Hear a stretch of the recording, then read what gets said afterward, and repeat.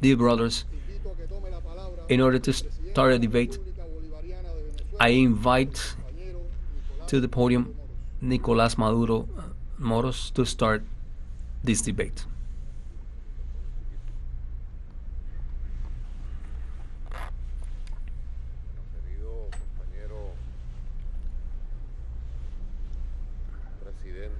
Dear comrade and President Miguel Díaz-Canel, people of Cuba, we ratify our greeting of real brotherhood, deep brotherhood, in the union of our principles and future dreams. Also to the General Raúl Castro Ruz, we also express our greetings and our firm ideas of solidarity. Prime ministers, chancellors, heads of delegations, dear Secretary of the Organizations of States of ALBA, Mr. Sacha Llorente,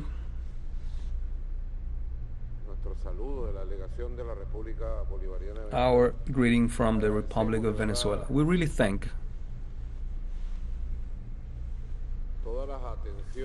all the samples of solidarity and greetings that our delegation has received as a result of this summit.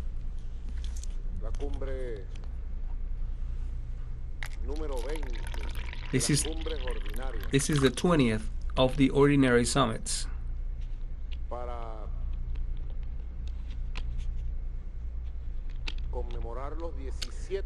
To celebrate the 17th anniversary already of the foundation of what in its birth in 2004 was an alternative to neoliberalism and the attempt to colonize our countries, our nations, with what was known as a free trade agreement. We cannot forget the struggles in our streets by our people, by unions, against the pretension of erasing all the working rights of our people. So it's 17 years. Time goes by, and perhaps we forget things. There's a generation coming, 2 generations appearing, and perhaps they forget the way it was pretended since 1994. Actually, 1994, they tried to impose, they tried to uniform the economies in our nations. That's the reason why we were born 17 years ago. We were created 17 years ago. December 2004.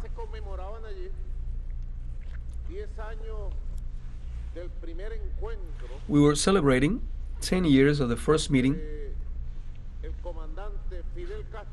between Commander Fidel Castro and Hugo Chavez. It was December of 1994 when that commander, who was barely 40 years old, popular hero from Venezuela, Bolivarian leader, loved by the humble people, took a plane in Caracas and landed in Havana to give that big hug, and with that hug, we say, we keep saying that that was the birth of the progressive wave that was dividing Latin America and the Caribbean, and that was the appearance of the organization. This is the way some historians call it. And they say that the big historical moments start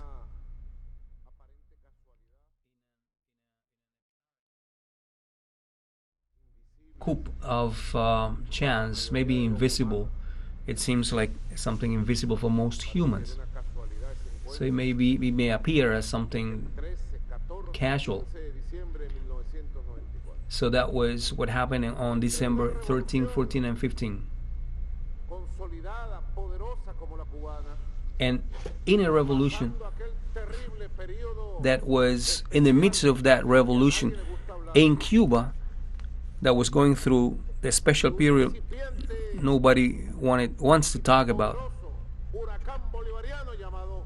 So that was the presence of that Bolivarian hurricane called Hugo Chavez, and they both met in this space.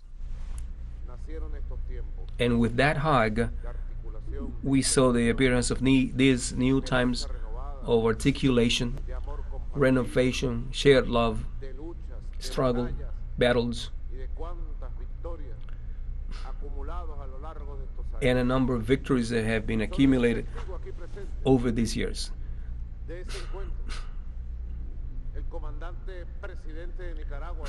There is a witness here who is Daniel Ortega, who coincided in Havana by chance.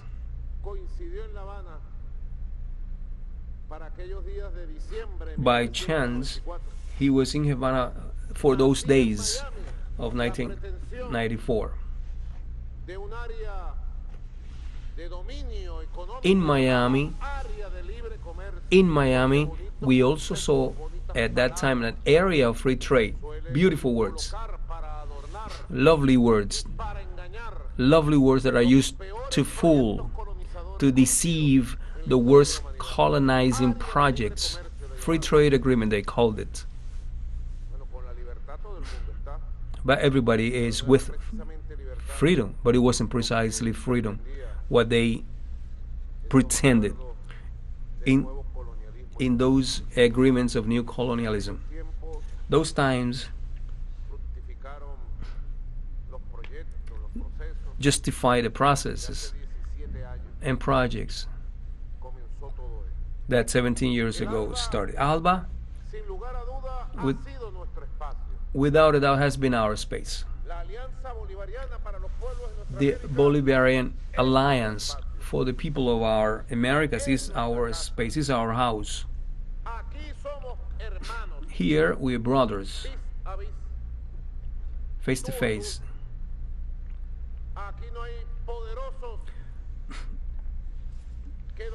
There are no powerful countries here that dominate, that blackmail, that menace, and there are no weak nations here that are menaced. We are all equal here because ALBA is the house of the equals, the house of brotherhood, the house of big dreams. It has been like that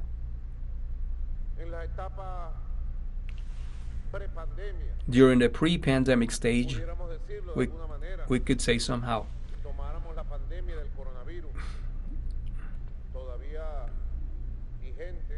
We could see somehow. Or so we can call a pandemic of coronavirus before and after. That was expressed by Díaz-Canel.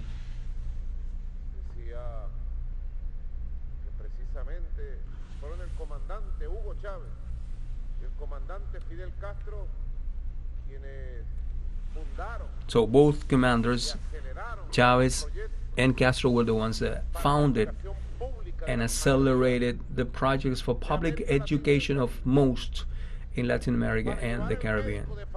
To take the family physician, the family doctor, to the neighborhood and to the countryside.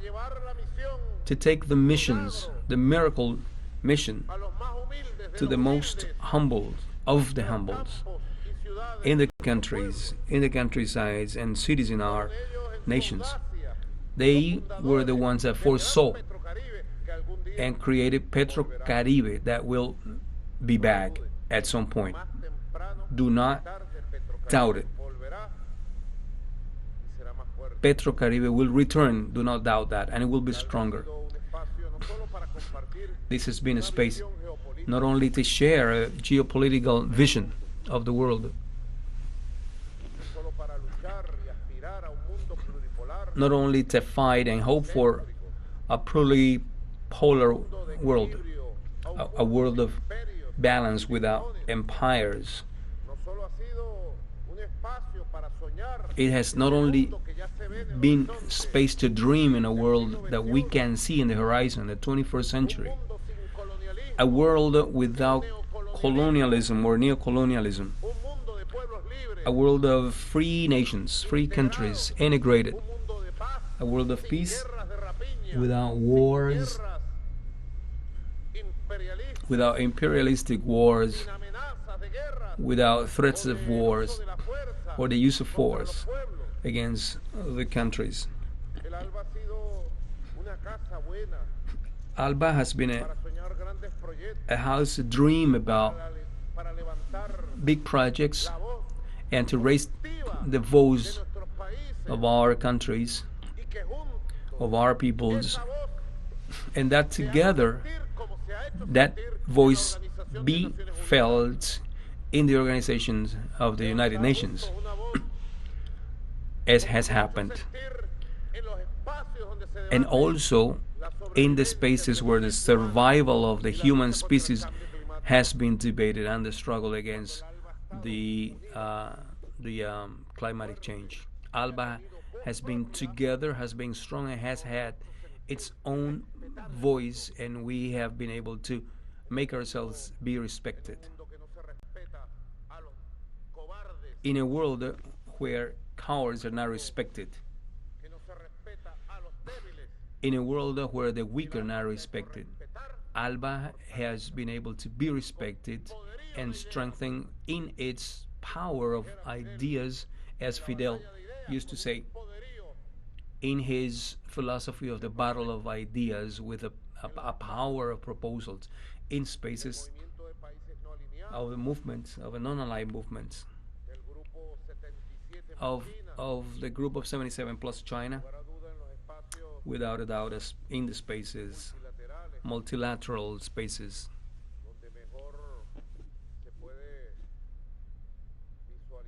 where we can best see a more centrical world that is still full of conflict, tensions, and difficulties.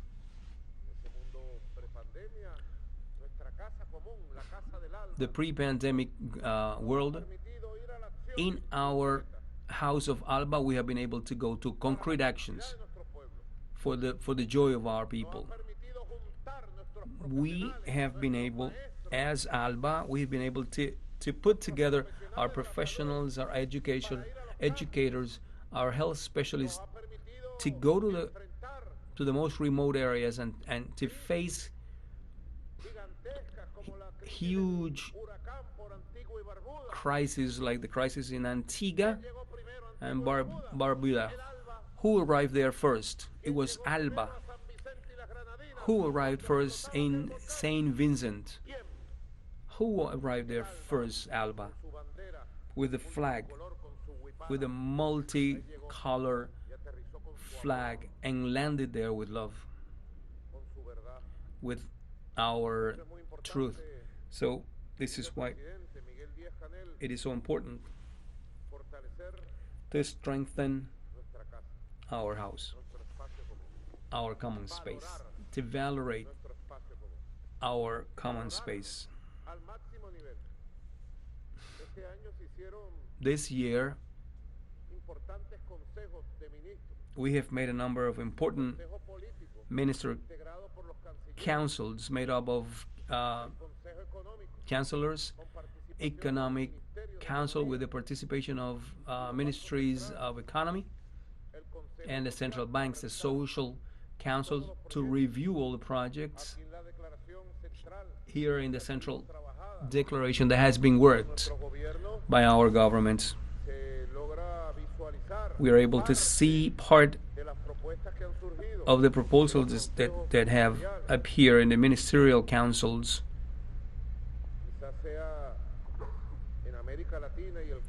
Perhaps this is in Latin America, in the Caribbean, the only mechanism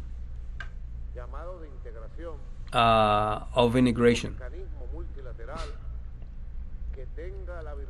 multilateral, that has a virtue of grouping together ministers to build a common vision of our countries and our continent. We have moved ahead. Now we need to move further ahead. If this period of 17 years was good, with a number of achievements that show that we can move ahead, and that prove that it was necessary, the mechanism, and that prove that together we can move on to action, common action, with our people and the rest of the peoples in Latin America. Now we need to give a step forward, and this is the call that Venezuela is pretending to ratify here. I mean, the need for our governments to give a step forward for joint action and for a program of joint action. That's what we are presenting.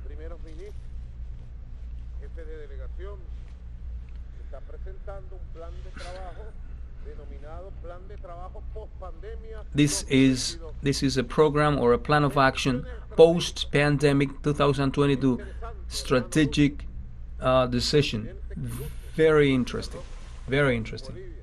President of Bolivia, Daniel Ortega, Ralph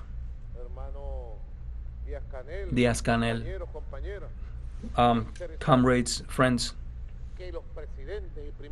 It's important that presidents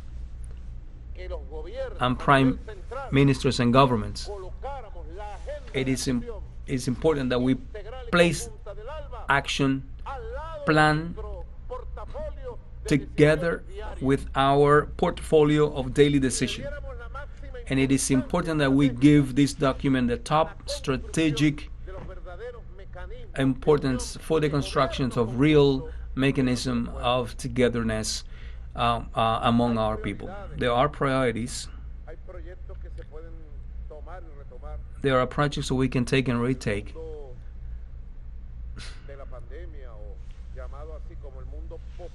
In the world of pandemic or post-pandemic, and one of the vital aspects is health, public health.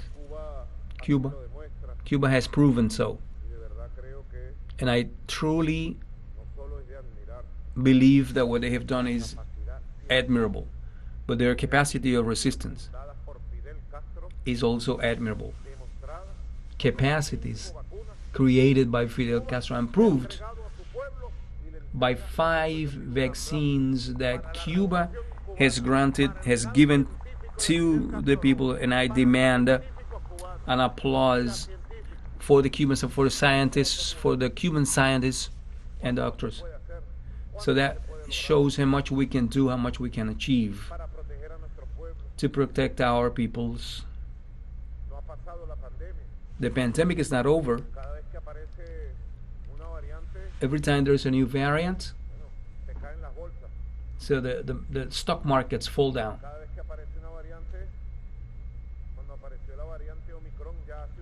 When Omicron appeared a month ago,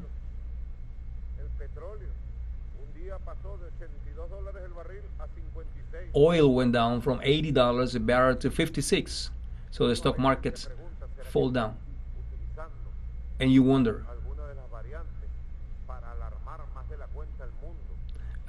sometimes you wonder if these variants appear for the manipulation.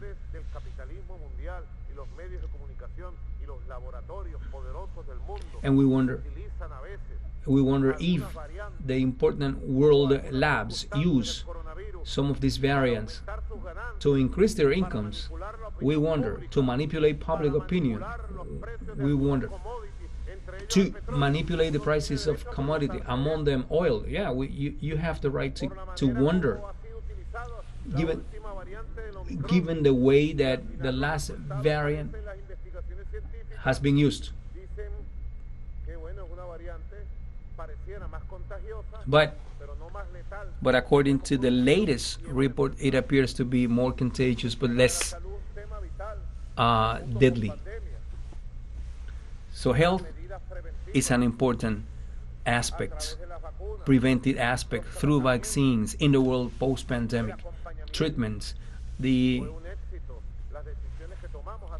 decisions that we took a year ago was very successful.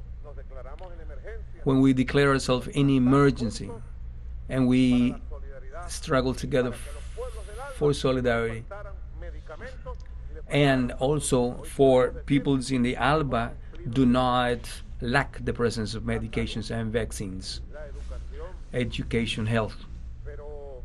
We have continued with those.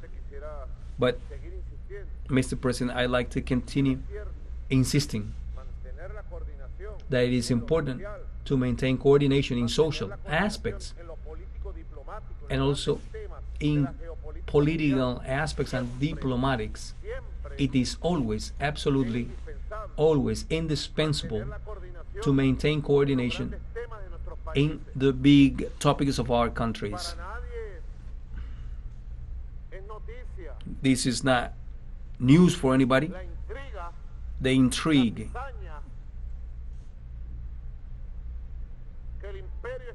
that the North American empire, on a daily basis through its lobbies and influence, pretends to insert against the union of our people, of our country, to try to show the world upside down, as Eduardo Galeano used to say. They attack the state of Bolivia and they try to present Luis Arce as a person that has come to destabilize. And so when they are the ones that try to destabilize the country, and they try to fool our nations, and they try to make us abandon Luis Arce. And this is just an example of many that we can place on this table. But fortunately, Bolivia and Lucio have never been alone, and they have had a tremendous victory in this year 2021. The same against Cuba. They strengthened the blockade against Cuba.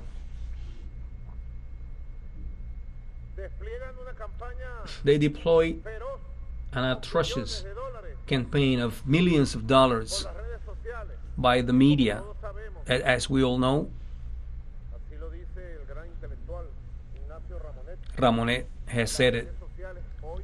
Social media today are the dominating means of communication.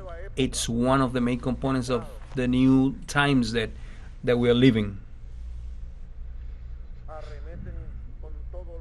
And they attack with millions of dollars against the people of Cuba, try to destabilize Cuba, that try to bring violence. But the Cuban people has given a lesson of dignity and awareness to the empire. Today, the people of Cuba is in the midst of a rebirth of work, culture, nation. Cuba is alive, and Cuba has been born again. The same strategy of sanctions, campaigns has happened against the people of Sandino, the people of Nicaragua. They prepared plans to create violence in Nicaragua. So as they did in April 2019, as they did in Venezuela from April to July 2017, what it was called as guarimbas, as they did in Bolivia itself in the very 2019, to cause a coup d'etat against our brother from the south, Evo Morales Aima.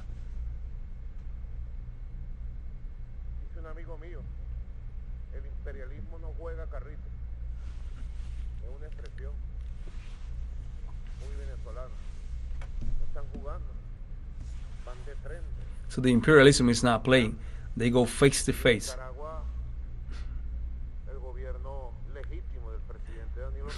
And the government of Nicaragua with Daniel Ortega, they managed with time to stop a terrorist violence campaign against the society in Nicaragua. Mm-hmm.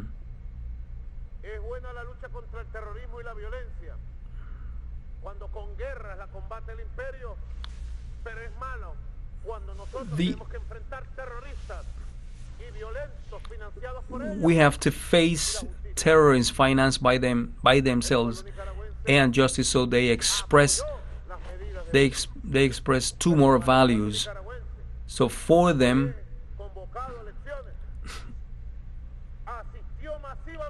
the people of Nicaragua called for elections,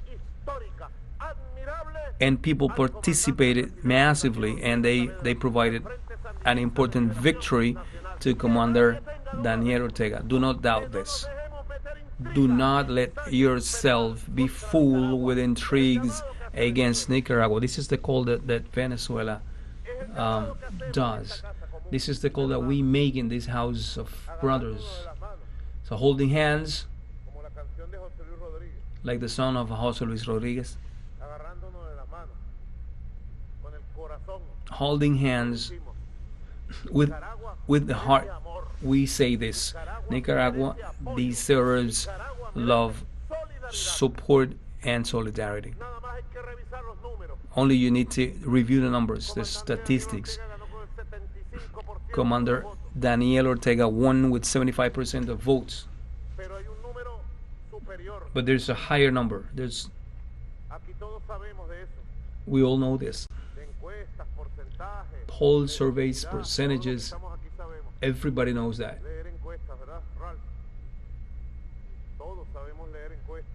We all know how to read polls.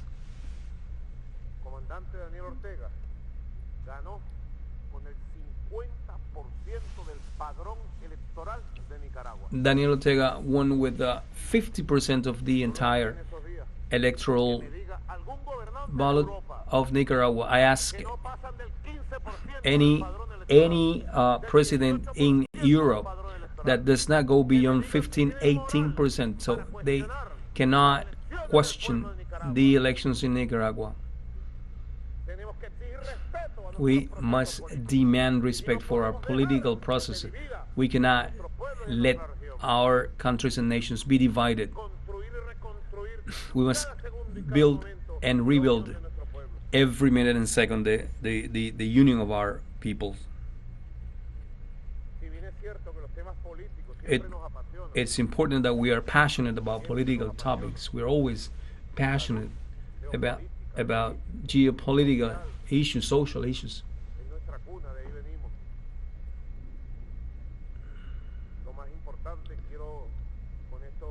The most important, I believe, and with this I'm going to finish this intervention.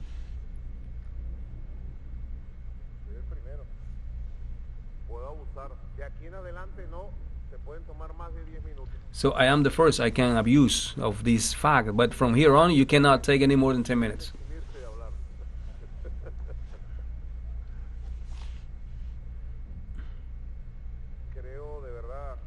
I firmly believe, Comrade Diaz-Canel, among ourselves, The one that knows the most in a more genial way is President Lucio.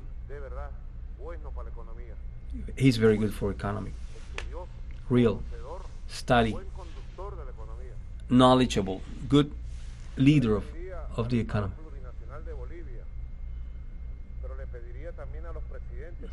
I would ask him, but also presidents and prime minister and general secretary of ALBA, Llorente, I would ask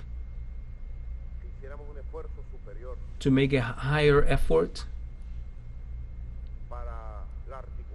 for the articulation